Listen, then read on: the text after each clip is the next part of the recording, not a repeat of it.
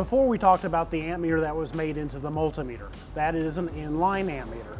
This is an inductive or clip-on ammeter. The thing that makes this a very handy tool is we don't have to break the circuit like we did on the other one. This one we simply open up the jaws, put it around the cable, and it reads a magnetic field or magnetic flux generated by current flowing through that conductor.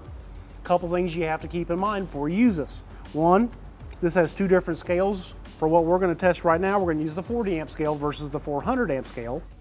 There's this arrow inside the jaw. If I put this on my conductor backwards, it's not going to give me a correct reading because it's going to show a negative number. Now, there's times that for convenience, you may want to put it on backwards. Just have to keep in mind that if you do, you are going to get a negative value. So if you're checking an alternator or you're checking the system like we are, instead of a 1 amp, you're going to get a negative 1 amp reading. So we're going to check our system here. Again, we've got it on our 40 amp function. We're going to zero the meter out, and we're going to put it on our charge cable.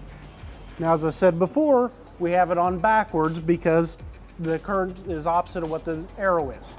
We have the right value, but we have a negative number, simply because I do have it on backwards just because it's easier to see right now.